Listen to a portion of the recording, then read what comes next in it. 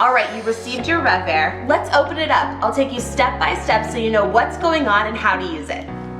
All right, we're opening the box here. Pull out the All You Need to Know operating manual and the Quick Start Guide. Keep these, okay? Set them aside.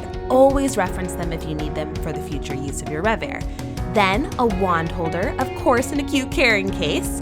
Here you are, has a couple of more pieces of information and a fun thing. I'll show you that in a second. Now, pull out your wand. Take the hair tie, you need to keep all of these. And then of course, the plastic, you don't really need that. Throw that aside, but here's your wand. Pull this out and the hose, uncoil the entire unit, and move the box aside. This is your reverse air dryer, also in a cute carrying case. Hold it by the handle at the top, and as you can see, all the information on what to do and what not to do is attached. Review those, keep them if you'd wish, but just be familiar so at least you know what's going on. Remove the twisty tie, the bubble wrap, and this little device that keeps it from plugging into the wall. Once you've done that, you are ready to rev. You can uncoil that cord when you actually use it wherever you're going to do so. On the back, I want to show you this. More information again, this is attached to the unit. 4 feet on the bottom to keep a nice grip on your surface. And then here's that wand holder. Take the hair tie. And then of course also read that information so that just so you know, once again, what's going on and how you can also stay connected with us here at RevAir. So there it is, your reverse air dryer. So let's blow your mind, not your hair. I decided to use my RevAir in my bathroom. I made space on my counter and then I plugged in the unit. Check the power source by checking the red and yellow buttons. Click those and make sure it's working. Then go to the top, turn on the on switch, and the handle will illuminate. Now let's talk suction speeds 1 through 7. This is the tension. I would start at number 2. Then, if you're like me and you played around, I actually moved up to number 5. The wand. This produces the heat. Low heat on the bottom, no heat in the middle, and 2 lines means high heat. Start off at low and work your way through this as well.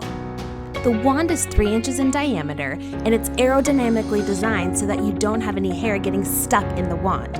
Water is RevAir's best friend, so make sure your hair is clean and wet. No heavy oil-based products, because those can damage your wand. The good news is that RevAir's technology will help you to use less or even no product at all.